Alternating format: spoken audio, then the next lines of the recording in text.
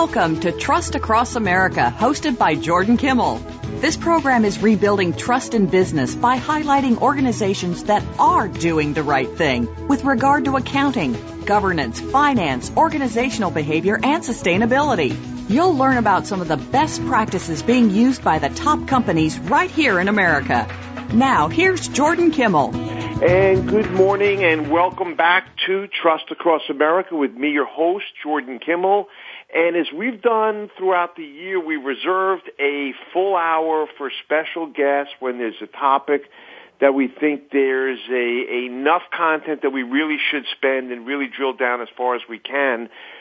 Since we started the show, we've several times touched on the points of the combination of how companies actually govern themselves, their trustworthiness, and their actual relationship to the long-term values of the company. And who better to have on to talk about this? We're pleased to bring on David Koenig, and David just wrote a recent book, Governance Reimagined. He's also a tremendous history in terms of the market valuations of companies. He's a chief executive officer of the Governance Fund Advisors, the chief investment officer, RAM Investment Advisors. There's a lot of places he's been, a lot that he's done. First, let's welcome on David. And David, thanks so much for joining us. Jordan, thanks so much. It's a pleasure to be with you. All right. Well, listen, it's really a pleasure to have you for the whole hour. And I read your book, Governance Reimagined, cover to cover last month. And your bio, frankly, is a little bit too long for me to read through. There's some great highlights to it.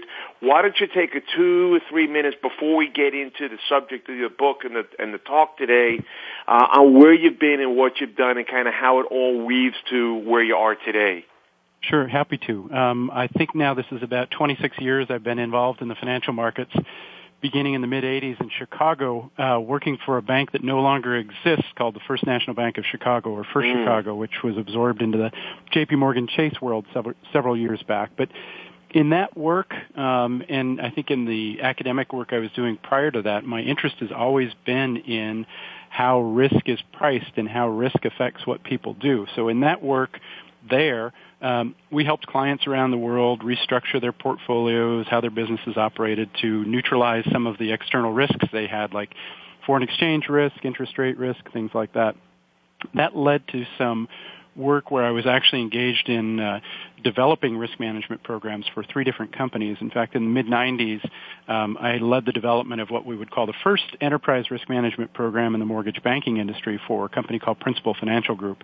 And the objective there was to understand our risk better than any of our competitors. The idea being, if you understand your risk better, you'll take risk more confidently, you can pursue your objectives of your business better, and had quite a bit of success there with that company. A good group of people to be working with, and the end result was quite good. Moved up to Minnesota, built risk management programs for 2 different companies here, including U.S. Bancorp Piper Jaffray, which is a medium-sized broker-dealer based in Minneapolis. Same kind of concept, trying to integrate an understanding of risk and how the business operates and help the business run better.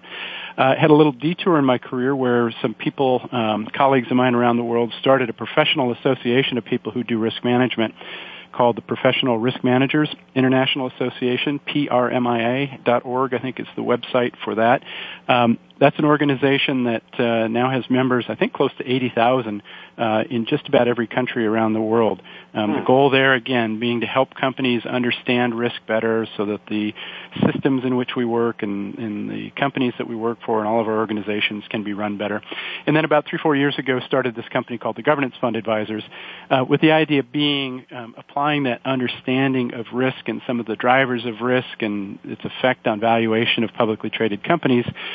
What we could do is try to find interesting investments in the publicly traded markets where risk isn't fully appreciated, both reduced risk as well as higher risk than the market understands. So that's where we are today. I wrote that book that you had mentioned that came out in May of this past year, and really what I tried to do in that book was to bring together all of those experiences, all of those concepts through work that other people have done and my own work as well, and put it in a coherent framework where people can see how all of these factors affect the success of what they do and what they can do at their organizations to try and make them more successful. So that gets us to today, and hopefully that's a helpful introduction. No, it's a great introduction, David, and it helps the listeners understand why, when we get into all these subjects, as we will throughout the hour on risk, and understanding that risk goes well beyond financials, and whether people are calling them now extra financials or non-financials, certainly there's a lot that comes into play.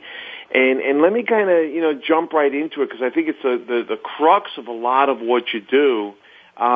There is a very clear intersection that people are just finding right now between value and values of a company. And why don't you kind of jump that off from some, like a $20,000 foot level to start with?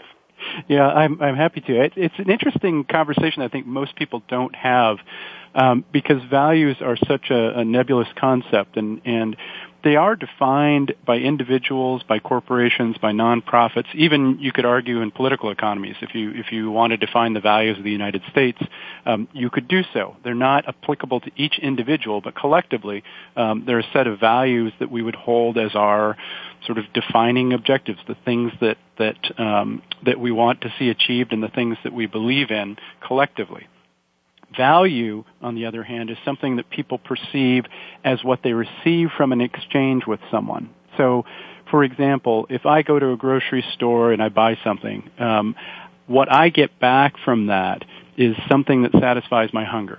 That's the value I get from that transaction. And the store, on the other hand, gets value back from the money that I give them for that transaction. Mm-hmm. So what we're trying to do, I think, ideally, in a world of good governance, is to try and align those values with the creation of value for all the people who are involved in the transaction, or all the people who are involved in organizations, directly and indirectly.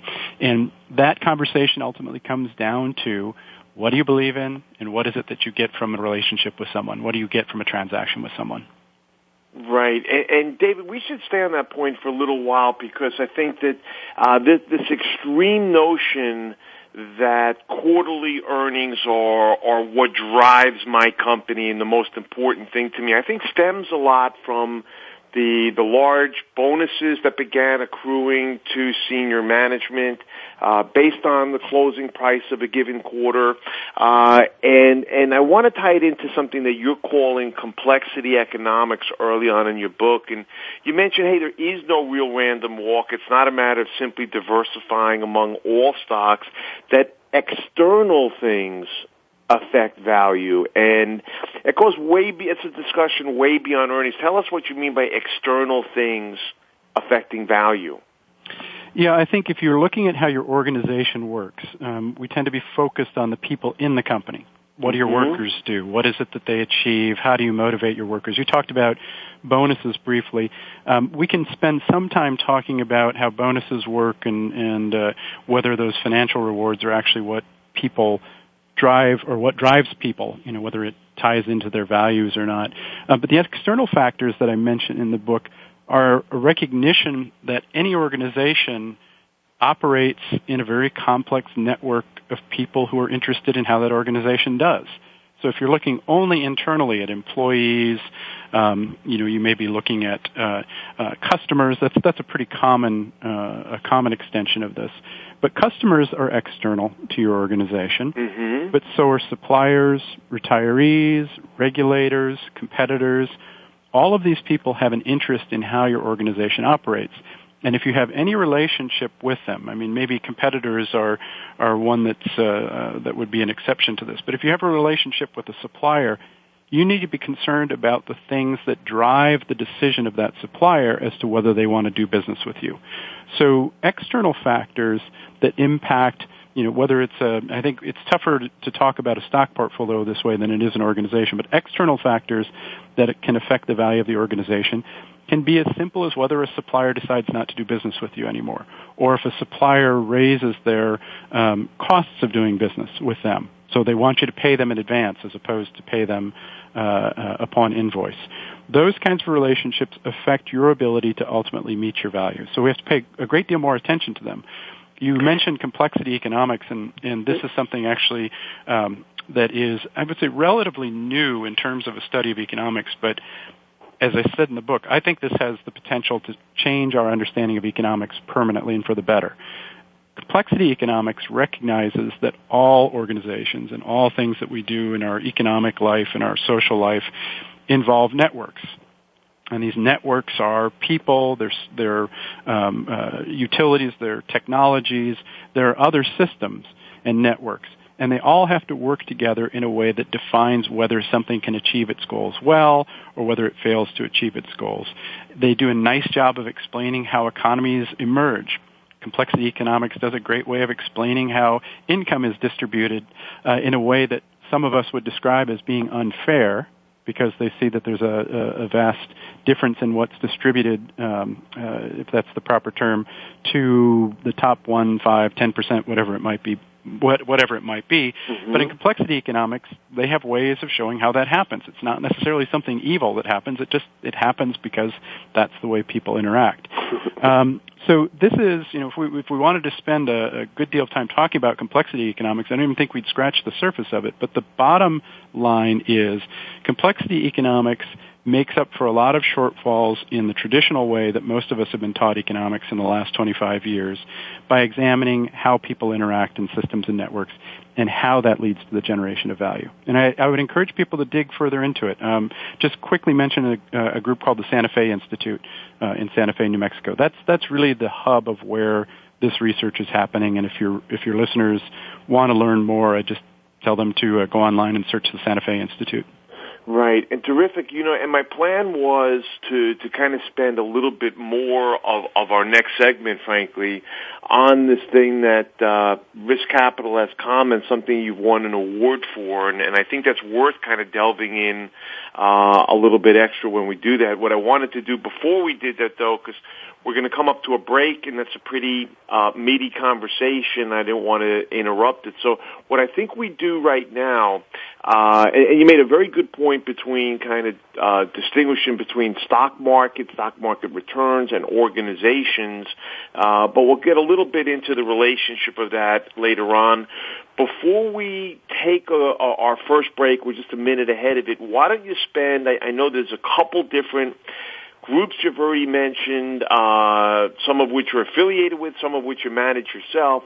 There might be a couple of different websites you want to share as the conversation goes along. So let's take a pause here, David, and first share a couple of websites that you'd like people to get more familiar with.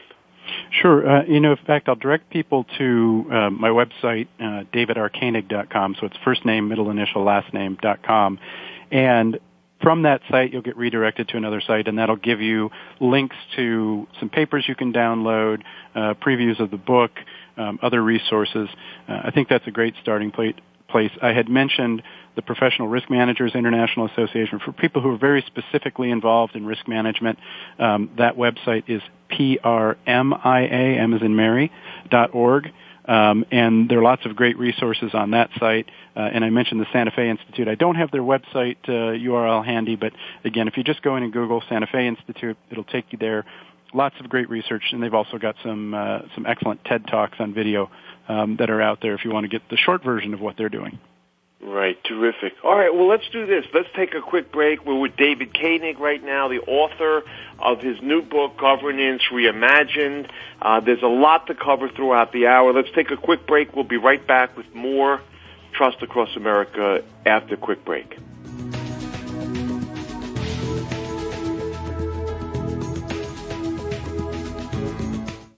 Talk, talk, talk. That's all we do is talk. If you'd like to talk, call us toll-free right now at 1-866-472-5787. 1-866-472-5787. That's it. VoiceAmerica.com.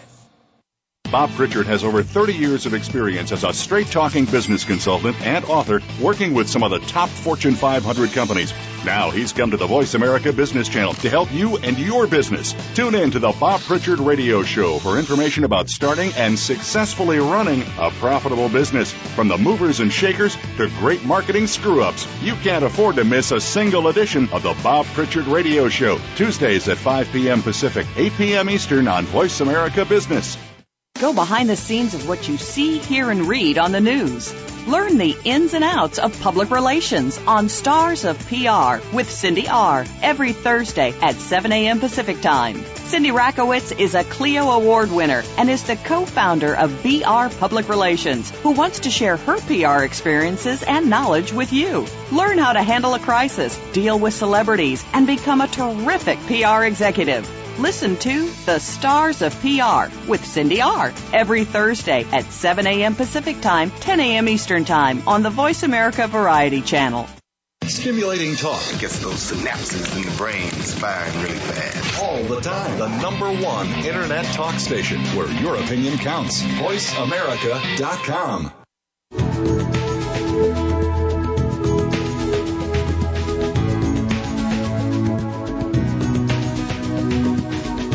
You are listening to the Trust Across America radio program hosted by Jordan Kimmell. We encourage your participation to this program. Call in during the live show to 1-866-472-5788. That's 1-866-472-5788. You can also direct your emails to Barbara at trustacrossamerica.com. Now, back to Jordan Kimmell.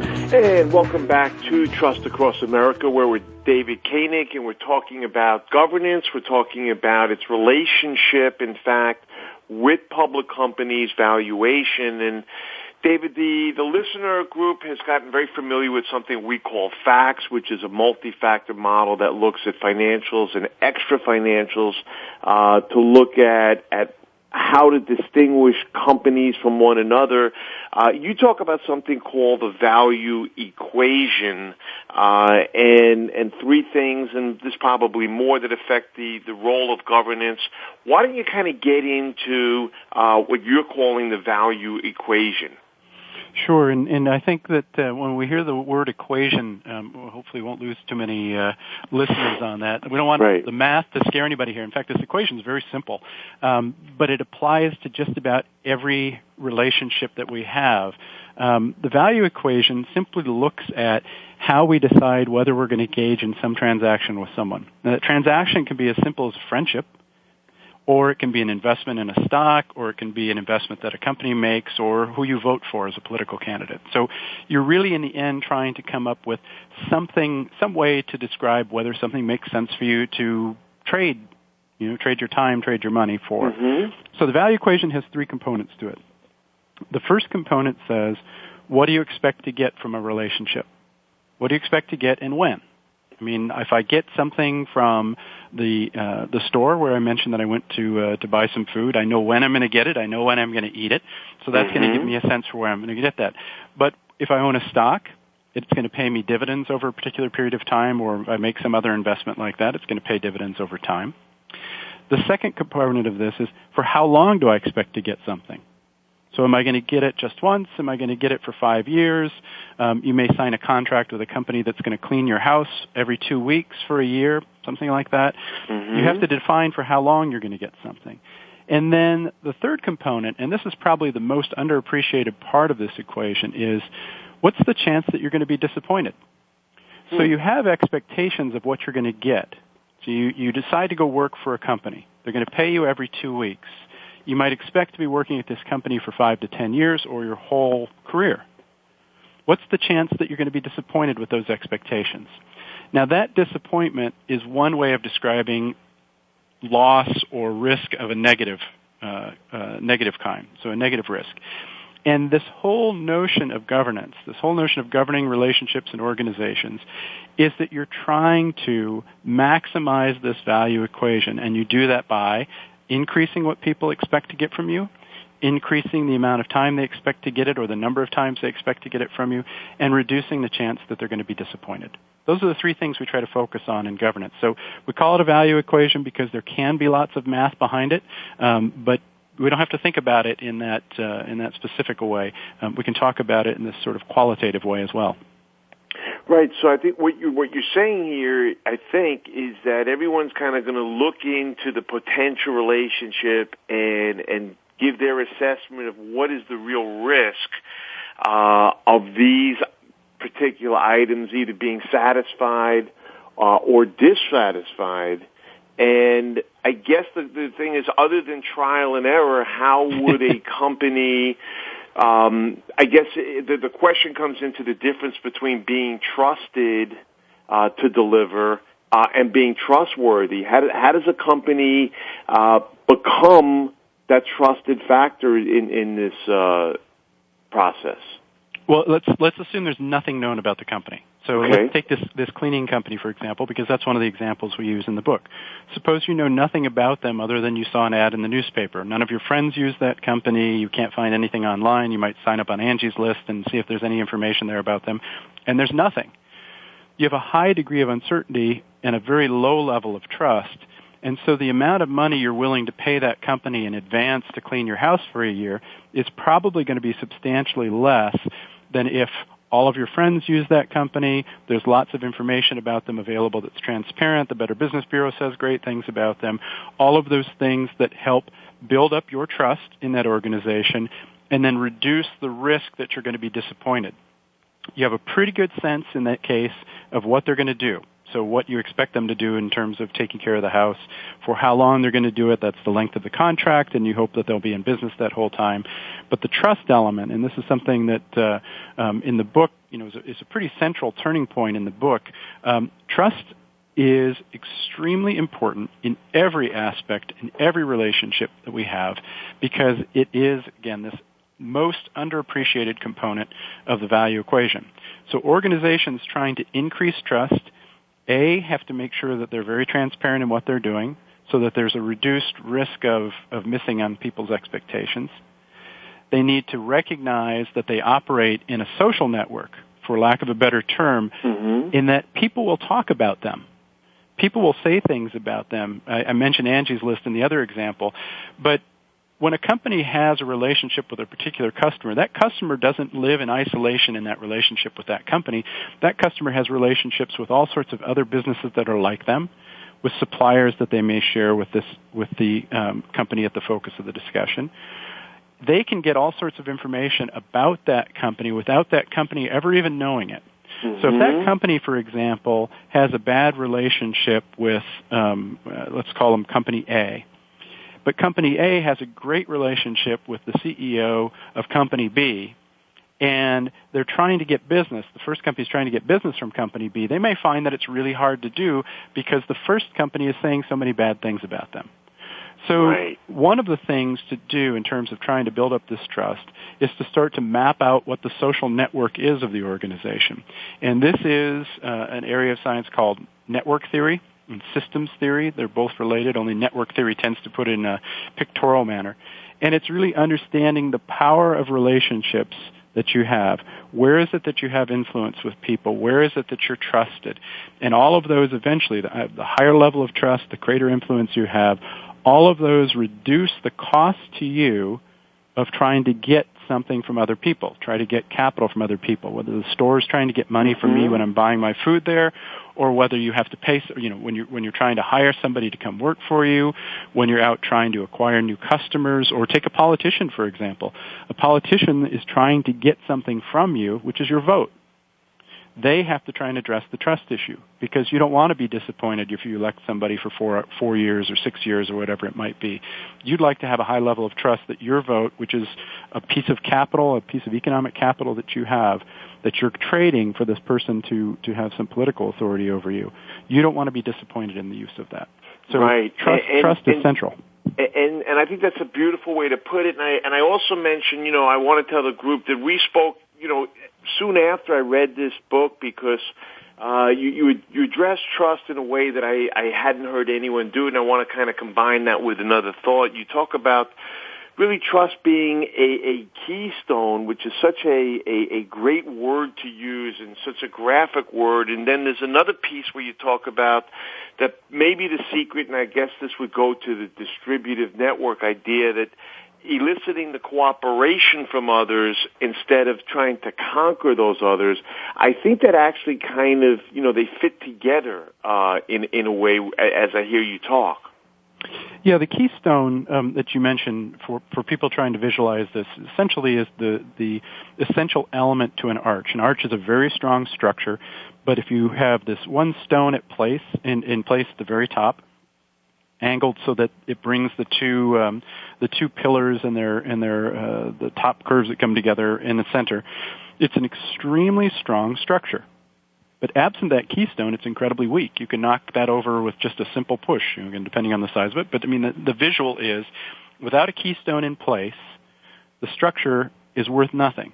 Mm-hmm. With the keystone in place, it's incredibly valuable. Now, trust can be viewed as a keystone because in order for a relationship to work, trust has to be there. And what we find you mentioned, I think, this distributive notion, this distributive and networked governance notion that we build on in the book, or that I build on in the book. The idea within that is that you want to give people the freedom to innovate. You want to give people the freedom to take risks, and you want to do it in a way that they feel empowered, but at the same time you have the responsibility to make sure that nothing they do puts the entire organization at risk. That trust that you have to have in that person or that group to which you're distributing this authority is a keystone. If you don't have that trust, you won't do it. Now, if you try not to distribute the authority, if you try to keep everything very centralized, one of the things that you lose out on, and this is, again, getting back to this notion of complexity economics and systems, you lose out on all of the value that comes from these relationships that you have, all of these ideas that come in through networks, all of the ways in which you can improve your business because other people are sharing ideas with you or they're sharing ideas amongst each other within the organization. You lose that because you haven't given people the freedom to act on those decisions. So now let's take it from the other side. That's the organization allocating out this distributive accountability or this distributive authority to take risk. Think about it from the receiving standpoint. If you're an employee in an organization, do you trust the organization to back you up if you do have a failure?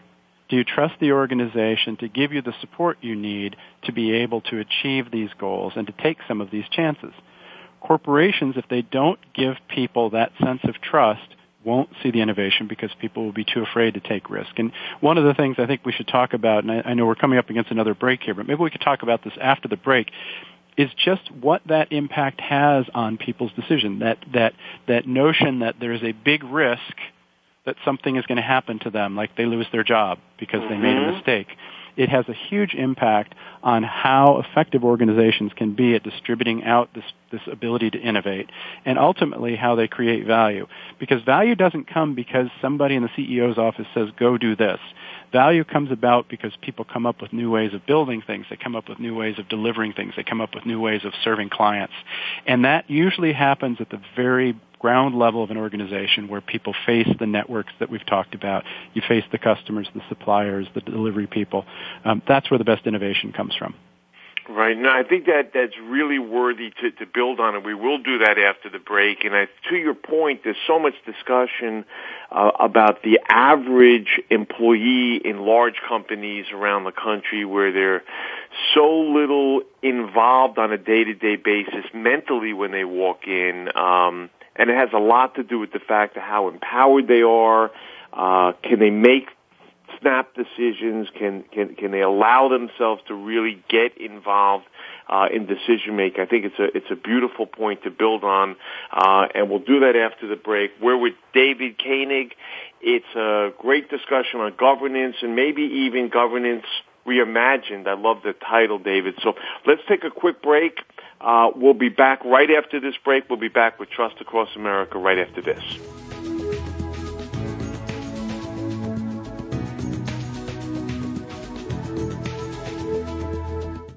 Talk. That's all we do is talk. Yeah! If you'd like to talk, call us toll-free right now at 1-866-472-5787. 1-866-472-5787. That's it. VoiceAmerica.com. Are you a real sports fan? Get ready to talk football and anything else sports with Kwame Lassiter, formerly with the Arizona Cardinals, San Diego Chargers, and St. Louis Rams. Kwame's got the experience, so he's prepared to talk sports with you every week on Kwame Lassiter's Sports Talk. It's on the Voice America Sports Network every Tuesday at 9 a.m. Pacific Time, noon Eastern Time. Get ready for unpredictable fun and sometimes a sarcastic look at the world of sports. That's Kwame Lassiter's Sports Talk on the Voice America Sports Network. We hear it and read about it every day in the news. Stock prices plunging, home prices receding, and unemployment growing. How can you preserve and increase your wealth in this kind of economy? Tune in to Turning Hard Times into Good Times with host Jay Taylor. Jay will explain the decline of our monetary system and the economy, and will give you winning investment ideas and the tools to protect and increase your wealth. Turning Hard Times into Good Times with Jay Taylor can be heard Tuesdays at 2 p.m. Eastern Time, 11 a.m. Pacific Time on the Voice America Business Channel. Stimulating talk. It gets those synapses in the brain firing really fast. All the time. The #1 Internet talk station where your opinion counts. VoiceAmerica.com.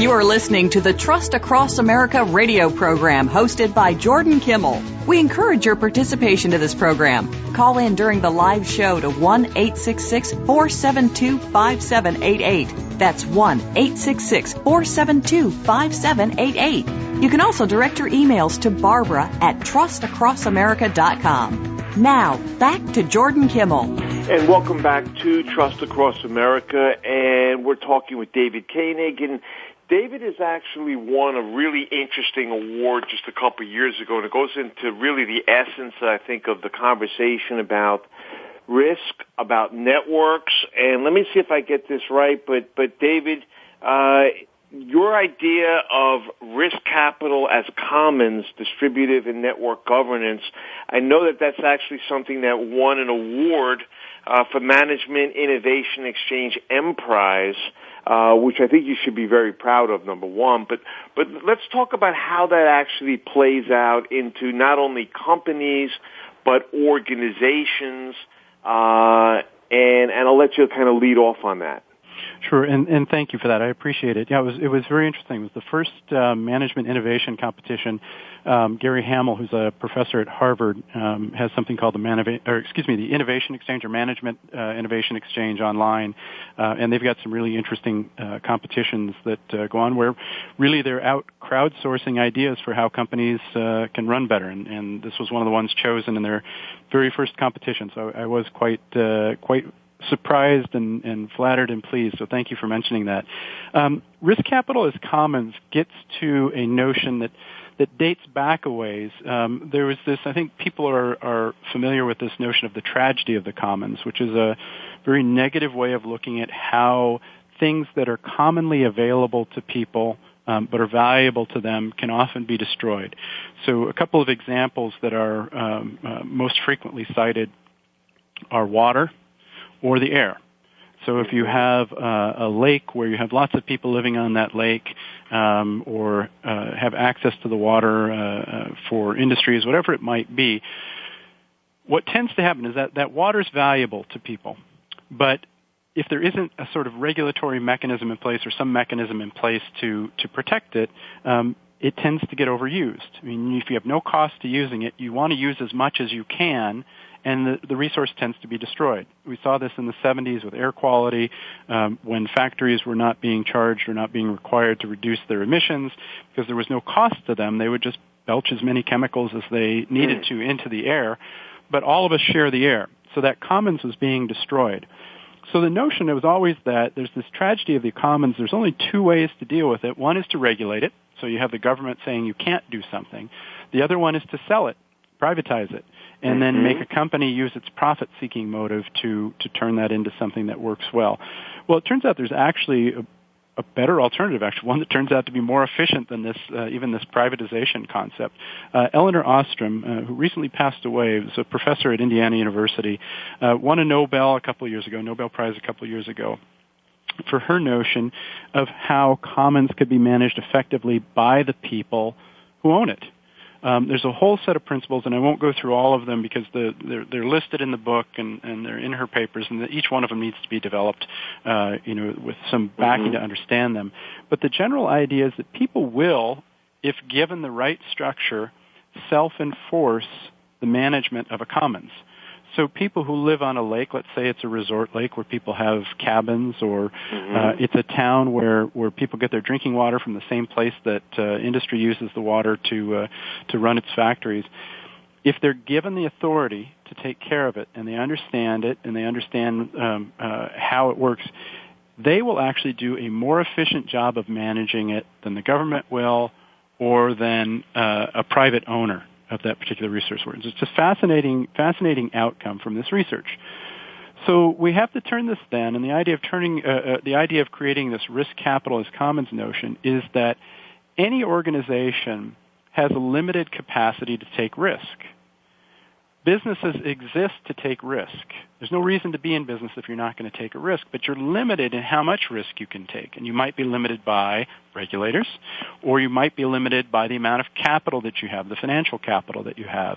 If you're an entrepreneur, you have a certain amount of money that can help meet the cash flow needs you have at the business. If you're a publicly traded company, you've raised equity, or you might raise debt in the private market. So you might have received money from a venture capitalist to keep your business going and see it expand. But you're limited in the amount of things that can go wrong for you. Again, looking at the negative side of risk here.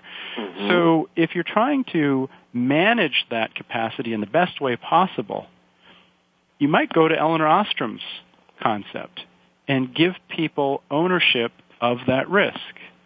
So that doesn't mean just at the board of directors level. Rather, what the board of directors is doing is trying to say, these are the values of our organization, and this is how we're going to measure our value. What we want to do is to say, this is the amount of risk we're comfortable taking. Now, you, CEO, you go out and allocate this amount of risk.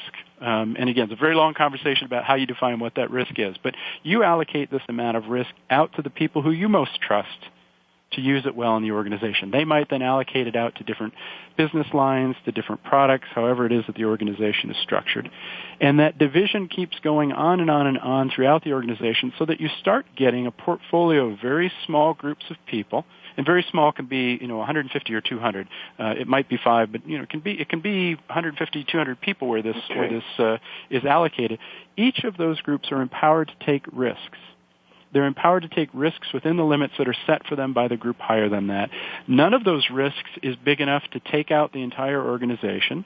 None of those risks is big enough to severely damage the ability of the organization to meet all of the other promises it's made to suppliers, customers, etc. But each of those groups is empowered to innovate, and some of those innovations become very big.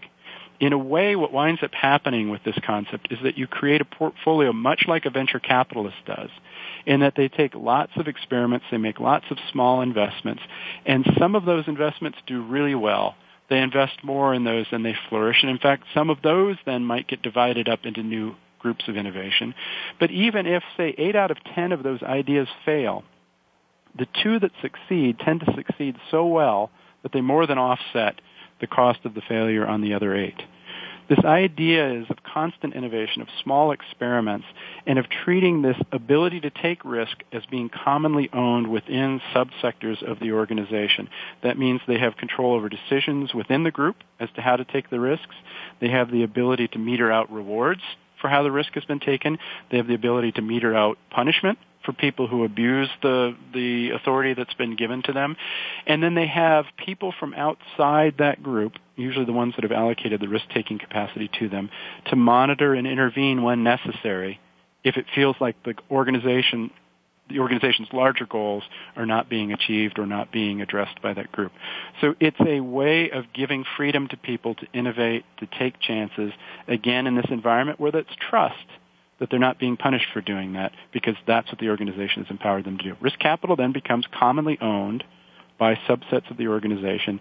And again, with the research that Eleanor Ostrom did, what we find is that that's more efficient than what people would consider to be the market-based solution, this free market concept. It's more efficient at using that capital, and that's quite amazing.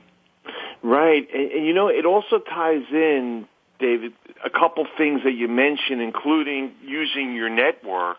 And in this case, you're using the networks of the tiers maybe below the very top senior management to say, take these risks. You guys are on the line. You're on the floor. You're on the front lines. You could probably figure out how to do it better. And again, these are the ideas that would not come from the folks sitting in the proverbial ivory tower, right? That's correct. Absolutely. I mean, the best innovation comes from the people who are closest to the source of the risk or source of the revenue. Right. And I guess that this is, that example would be one of the best examples of really empowering the employees. And again, there's so much of a discussion that individuals are seeking more and more to work at places, not only for the wage, not only for the bottom line, but the question is, how do I feel walking in the organization? Do I feel as if I have an opportunity to grow? And if I'm just collecting a paycheck and I just am told what to do at every turn, well, how motivated could anybody be in that organization? Yeah, and I think what you're getting to is some of the stuff that Daniel Pink has written about, which is what it is that drives people. The monetary drive is there for some people, but it's not there for everybody. A lot of people look for rewards that are more about satisfaction. They're about growth. People who are in management often like to feel like they're being invested in. So it's a very inexpensive thing to do in-house training for people who you're trying to develop in a management capacity. And those people feel that you have made a decision to invest in them. It's actually probably less expensive to do that than it is to give them a cash bonus. It probably has a greater impact on their level of satisfaction at some level. And in addition, you're investing back in the company and you're investing in the trust that they have in you because they see you making that investment in them. They feel like there's a commitment from you to them. They'll make a greater commitment back to you.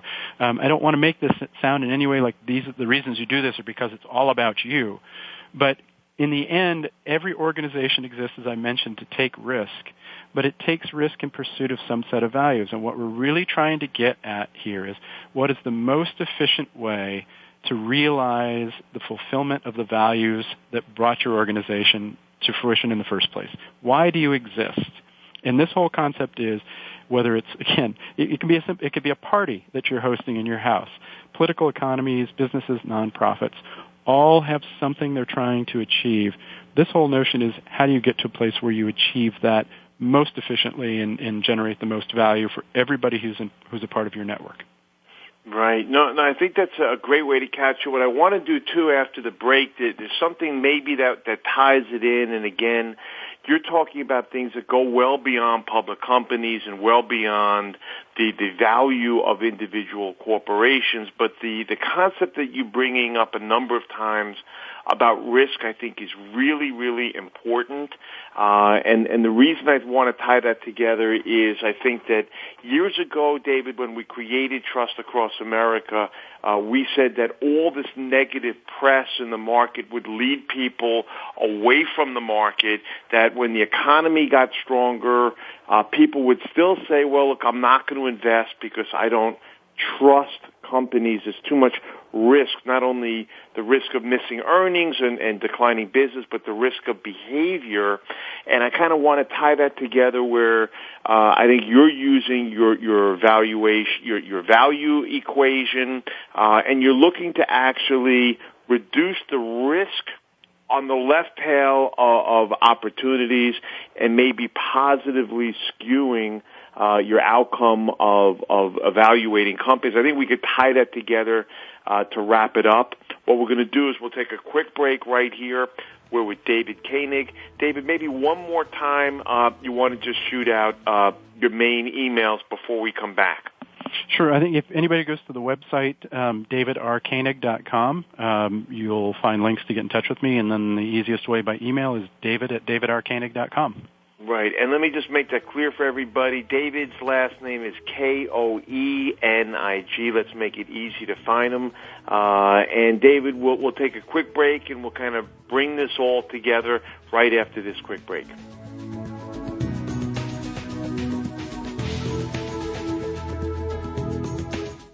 Talk. That's all we do is talk. If you'd like to talk, call us toll-free right now at 1-866-472-5787. 1-866-472-5787. That's it. VoiceAmerica.com.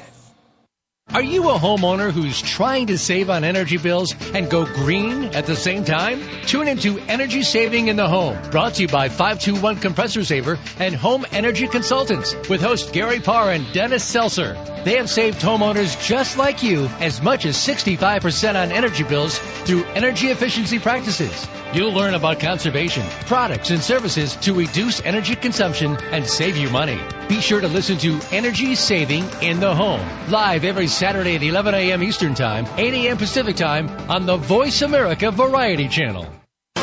Do you want to know what's really going on these days? Well, Capital Thinking takes you inside the worlds of policy, politics, law, and business.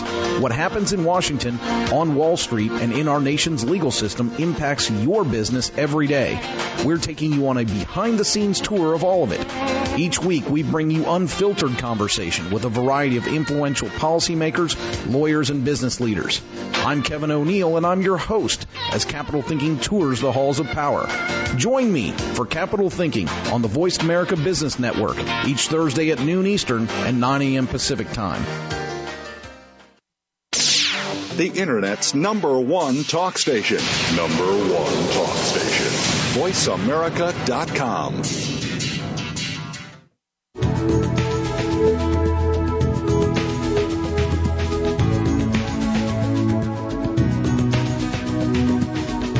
You are listening to the Trust Across America radio program hosted by Jordan Kimmell. We encourage your participation to this program. Call in during the live show to 1-866-472-5788. That's 1-866-472-5788. You can also direct your emails to Barbara at trustacrossamerica.com. Now, back to Jordan Kimmell.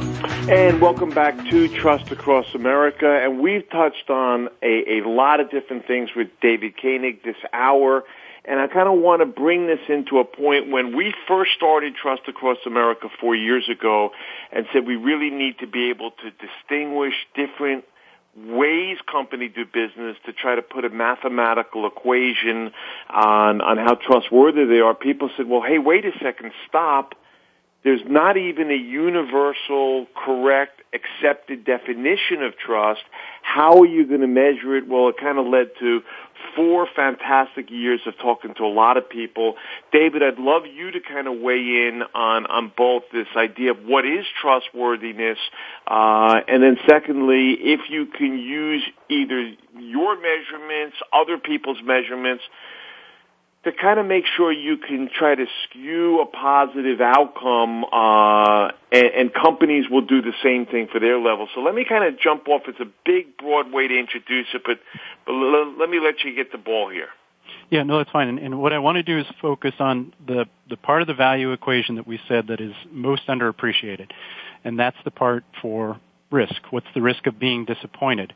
Now, there are 2, actually, components to this where risk comes in. We most talk about risk as a negative. What's the risk that I'm disappointed that I just mentioned? Mm-hmm. But the other thing in a relationship is that you might actually get more out of it than you expected. So there's the chance that you have a positive upside to this. Mm-hmm. And what we talk about when we talk about something that is unknown, which is a relationship that is taking place now or in the future, has some forward-looking component to it, is that we have a range of possible outcomes. Some exactly what we expected, some better than we expected, some worse than we expected. Now, there are 2 things in this that matter, and obviously we could spend a lot of time talking about them, but I'm going to focus just on 2. One is that you get disappointed in a very big way.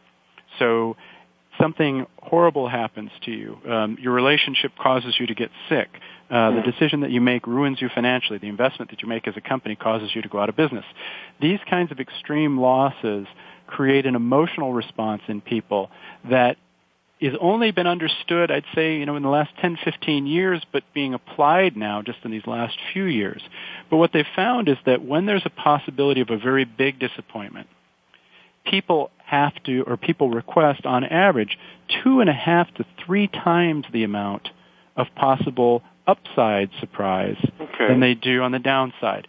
This makes the cost of getting somebody to do business with you very expensive.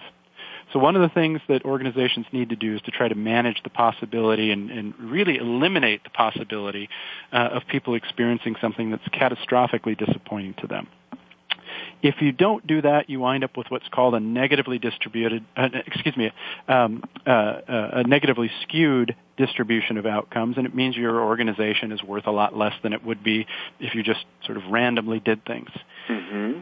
So you eliminate that part of the left side of the distribution, as you had mentioned, those big losses.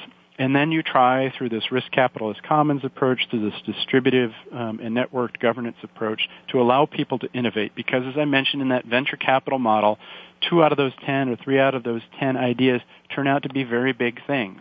They turn out to be big surprises, big positive surprises for you. When you allow that kind of thing to happen, what happens is that the right tail of the distribution, that's where good stuff happens. Mm-hmm. The right tail of the distribution is the one that actually is extended, and you wind up with an outcome that's called positively skewed. When you have a positively skewed potential for outcomes, the cost of capital is cheaper to you. It's cheaper for you to hire people. It's cheaper for you to get customers. It's cheaper for you to raise money in the equity markets or the fixed income markets. Everything becomes easier for you. If you're having a party at your house and people say, there's a chance I'm going to have a really great time, it's a lot easier to get people to say yes, they're going to come to your house than if they think there's a chance they're going to get food poisoning because that's what happened at your last party. Mm-hmm. So these parallels happen wherever people intersect, wherever people interact in their networks. It doesn't have to just be at an organization. Now, you had mentioned your work with other people, and I'm not sure if you've run into Alex Todd or not in your work, but Alex has done work in the trust space. I think the work that you guys are doing in this trust space is really important. Alex has a definition of trust, which I really like. It's short, and it's called acceptable uncertainty. So what you're trying to do in order to get the trust of someone is to get them to a place where they feel comfortable. They're willing to accept the uncertainty of the future of dealing with you. And once they've done that, they agree to transact with you. They agree to become your employee. They agree to buy your product. They agree to supply your company. They agree to come to your party. They agree to vote for you. That's what you're trying to get to. And the more you can make it positively skewed, the possibilities of positive skew, the lower that threshold of uncertainty is, and the easier it is to get people into your network. And I think that's incredibly important. And so bringing it back to the whole reason that your company exists, the whole reason that you have this show is about creating levels of trust that are better than they are without any of these kinds of structures and any of these kinds of intervention. So we're trying to get to a level, again, of acceptable uncertainty so that people want to be with you, they want to do things with you, and that creates value. Right. And, I think you hit that right on the head, and I think that what I like, one of the things I like most about this conversation is the desire, the willingness to put this idea right up front, this idea of risk and of uncertainty, and the fact is we can never really be certain of too many things. And when you bring this into the investment world, well, it makes common sense that if you happen to have a better relationship with your community and a better relationship with your employees and a better relationship with your suppliers even than other groups in your area, well, the innovation will happen. There'll be less of the negatively skewed outcomes, and these companies have a probability of being more profitable in the long end. And all we could try to do is eliminate some of this uncertainty of what are these terrible companies going to do to me by recognizing there are wonderful companies that kind of get the message that there's more to life than maximizing quarterly profits. And I think a lot of that is addressed in Governance Reimagined, and in all the different measurements you're taking of looking at the extra financials. I think this is a great hour spent. I really appreciate your time. David, there's a couple minutes left. Why don't you kind of tie it together and give us a send-off right here? Sure, and I appreciate you mentioning the book. It's available in the online marketplaces like Amazon, Barnes & Noble, and the others like that. So if people want to go online to get that, you can get a sense for the whole way in which it's developed. And I've also got a preview on that website, thedavidrkoenig.com, so you can get a sense for what's laid out in there. The wrap-up is this. You do things because you have a set of values that you're trying to fulfill. Whether it's, again, at your church, in your work, in your neighborhood, whatever it is that you're doing, you're really trying to fulfill some set of values. And everything that we've talked about here, the empowerment, the management of risk, enabling trust, understanding how networks work, is all about helping you to achieve and realize those values. They're not always monetary. In fact, a lot of cases, they're not monetary. This is about trying to help you achieve those better. And I hope people will have a look at the book, get in touch with me, look at the work that you guys are doing, and I think they'll realize more value creation than they realize is possible today. Right. Well, fantastic. And I'll share with the listener group, I'm as busy as most everyone out there. I took the time. I did read it cover to cover. David, you throw in some nice humor in there as well. I think it's a great book, a great hour. We want to thank you for it. And I also want to mention quickly, the trustacrossamerica.com website continues to aggregate blogs from all the professionals that we've come across that touch this concept of trustworthy business behavior from one level to another. So trustacrossamerica.com is out there. Share the link, and folks, this link here will be permanently up on Trust Across America. Share this link with your relationships. It's all a matter of this ecosystem of trust that continues to grow and react where people know we need to depend on each other. We need to do it in a trustworthy way. So, David, let me again thank you for your time. Let me thank Brad over at the Engineering Control at Voice America. And everyone have a great week ahead, and join us next week right here on Trust Across America. One more time, a big thank you for David Koenig for joining us, and have a wonderful week ahead. We hope you found some inspiration in what today's companies are doing to get it right. Please join Jordan Kimmell for another edition of Trust Across America next Wednesday at 9 a.m. Pacific Time, 12 noon Eastern Time on the Voice America Variety Channel. Have a great week.